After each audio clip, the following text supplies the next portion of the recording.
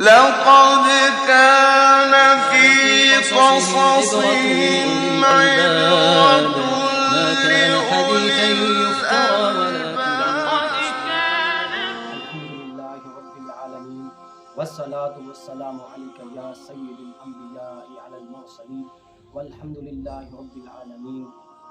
معزز سامعین کرام، ایک واقعہ ہم سنائیں گے آپ کو منکر نکیر دو فرشتوں کا۔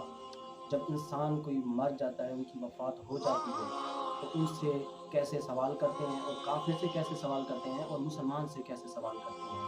اس وقت منکر نکیر دو فرشتے ہیں، ان کی شکل ڈرونی ہے اور ان کا بدن کالا، آنکھیں نیلی اور کالی بہت بڑی بڑی جن سے آگ کی لپٹ نکلتی ہے، اور ڈرونی شکل ہے ان کی، اور ان کے بال ایسے ہیں زمین پہ لپٹ کے آتے ہیں، اتنے لمبے بال۔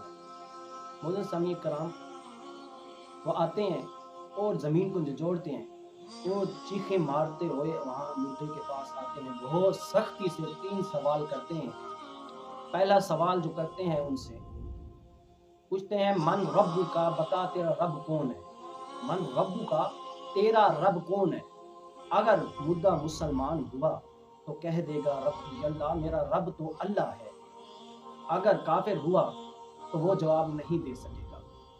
پھر اتنے میں دوسرا سوال کریں گے کہ کہیں گے، بتا ما دینو کا، تیرا دین کیا ہے؟ اگر مسلمان ہوا ایمان والا اور وہ کہہ دے گا دین یل اسلام، میرا دین تو اسلام ہے، اور کافر اس کا بھی جواب نہیں دے سکیں گے۔ تیسرا سوال یہی کہیں گے۔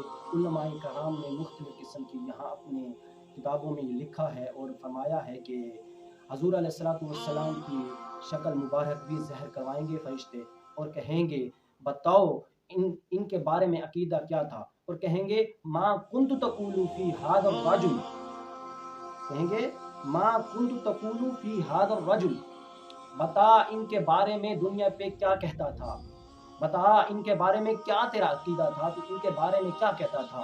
اگر مسلمان ہوا تو کہہ دے گا ہوا رسول اللہ صلی اللہ علیہ وآلہ وسلم، بے شک حضرت محمد مصطفیٰ صلی اللہ علیہ وآلہ وسلم اللہ کے رسول، اور اللہ کی ان پر رحمتیں ہوں اور ان پر سلام ہو، اور وہ تو اللہ کے سچے سچے حق والے رسول تھے۔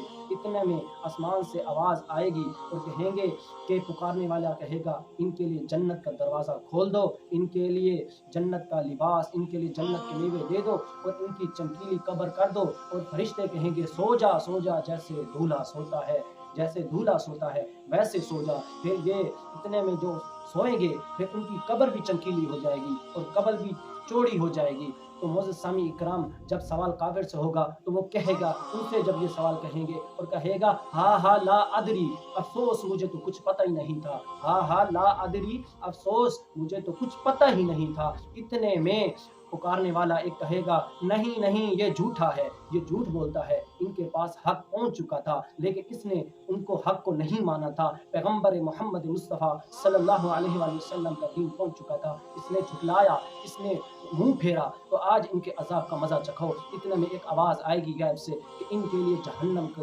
دروازہ کھول دو، یہاں تک کہ جہنم کا ان کو لباس پہناؤ اور ان کو مارتے رہو۔ پھر 2 فرشتے مقرر کیے جائیں گے جن کے پاس ہتھوڑے ہوں گے، وہ ان کو ہتھوڑوں مارتے رہیں گے یہاں تک کہ عذاب دیتے رہیں گے۔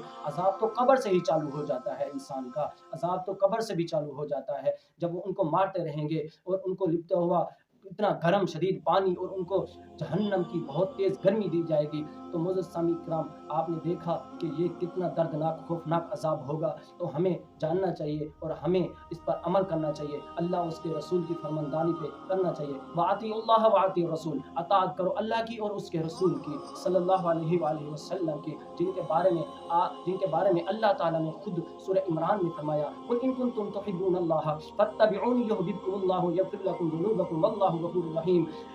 اے پیغمبر، اے محمد صلی اللہ علیہ وآلہ وسلم، اگر یہ مجھ سے محبت کرنا چاہتے ہیں تو ان سے کہہ دیں سب سے پہلے میرے محبوب صلی اللہ علیہ وآلہ وسلم کی ابتدا کریں، میں خود رب ان سے محبت کرنے لگ جاؤں گا۔ تو معزز سامعین کرام دیکھیں، ہمیں حضور علیہ السلام کی شفاعت بھی ہونی ہے، آپ علیہ السلام کے پیرو کرنی ہے، آپ علیہ السلام کی بات ماننی ہے، آپ علیہ السلام کے نقش قدم پہ چلنا ہے۔ بے شک حضور علیہ السلام کی زندگی بے شک بہترین نمونہ ہے، صلی اللہ تعالی علیہ وآلہ وسلم کتنی اونچی شان والے رسول ہیں۔ ہمیں آپ علیہ السلام کی عطا کرنی ہے۔ كان في قصصهم ما كان عبرة حديثا لأولي يفترى ولكن